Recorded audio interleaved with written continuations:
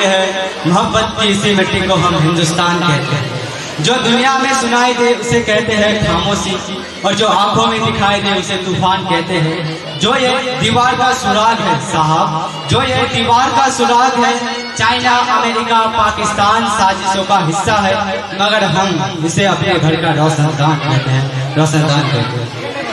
आदरणीय director sir, school management, प्रिय शिक्षक शिक्षिकागण, अभिभावकगण, मेरे प्यारे सहपाठियों, छोटे छोटे भाइयों और बहनों, मैं सुहेल अहमद देश प्रेम और राष्ट्र निर्माण के उपलक्ष्य पर अपने कुछ विचार आप सभी के साथ साझा करना चाहूँगा।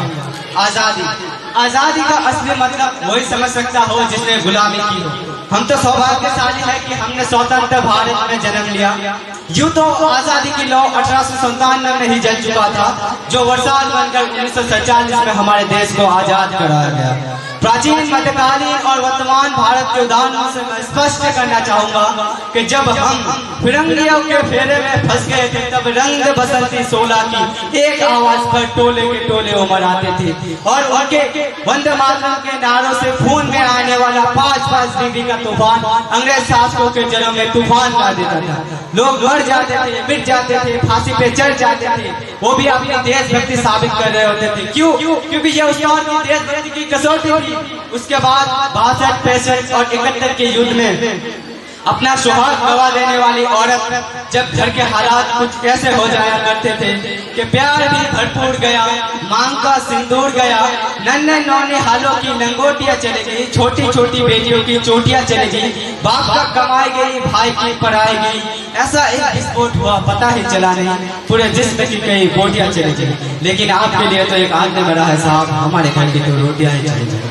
वाले हालात पैदा हो जाने के बावजूद भी एक माँ जब अपने बेटे को दुश्मन की धज्जियां उड़ाने के लिए सड़क पर भेज देती थी और उसे पत्र लिखा कर ये भेजा करती थी कि अम्मा ने खत लिखा है बड़े ही चाव से, कि अम्मा ने खत लिखा है बड़े ही चाव से, पुत्र मेरे ना घबराना, एक इंच भी पीछे ना हटना, चाहे इंच इंच कट जाना, चाहे इंच इंच कट जाना। इस तरह पूरा परिवार अपनी देशभक्ति साबित कर रहा होता था। तब देश बलिदान होता था, तब देश मर जाने को कहता था, तब देश मिट जाने को कहता था। अपने परिवार, अपने देश के लिए समर्पण का भाव है देशभक्ति, और हर एक देशद्रोही के जीवन में आने वाला तूफान है हमारी सच्ची देशभक्ति, ताकि हर एक देशद्रोही ये समझ सके अगर तू परिंदा है तो ये आसमान तेरा है, अगर तू दरिंदा है तो ये शमशान तेरा है, भाई रहना है तो रहे इस जमीन पर, वरना ये कब्र तेरा है, ये कब्रिस्तान भी तेरा है। लेकिन एक देशद्रोही से ज्यादा देशभक्ति तब आहत होती है जब एक बेटा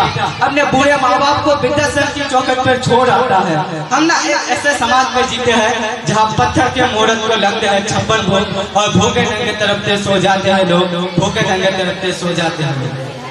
मजदूर को मजदूर समझिए, मजबूर नहीं, गरीब को कान दीजिए, दान नहीं, और अगर दान देने की इच्छुक है तो जीते जी रक्त दान दीजिए, और मरने के बाद अंग दान देके किसी और को जीवन दान दीजिए। यही है सच्चा देशभक्त, यही है सच्ची देशभक्ति। जरा सोच कर देखिए, ये पेड़ पौधे और शाखाएं भी परेशान हो जाए, अगर परिंदे भी हिंदू और मुस्लिम हो जाए, हमारी सभ्यता, हमारी संस्कृति को पूरी दुनिया ने चीज नवाया है, तो हमने क्यों आस्था के नाम पर ये अंधविश्वास फैलाया है?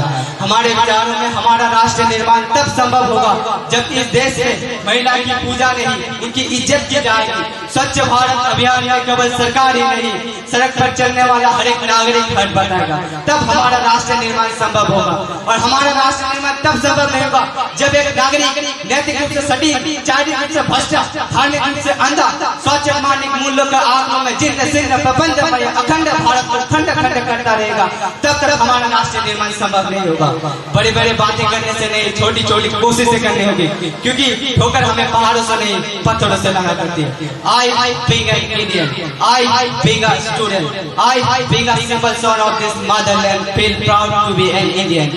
और हमारा राष्ट्र निर्माण तब संभव होगा जब हम आप सब मिलकर ये प्रयास करेंगे, क्योंकि हमारे देश की जिम्मेदारी नहीं हमें आगे ले जाने की, हमारी जिम्मेदारी है हमारे देश को आगे ले जाने की, अपने वतन को आगे ले जाने की। तो अंत में मैं बस इतना ही कहना चाहूंगा कि हमारा भारत महान था, महान है, महान रहेगा। हमारा भारत महान था, महान है, महान रहेगा। होगा हौसला सबके दिलों में बुलंद, तो एक दिन पाकिस्तान भी जय हिंद कहेगा। पाकिस्तान ही क्यों, सारा जहान जय हिंद कहेगा, क्योंकि सारे जहां से अच्छा हिंदुस्तान हमारा। हम बुलबुल है इसकी, ये गुस्सा हमारा, ये गुस्सा हमारा। जय हिंद, वंदे मातरम।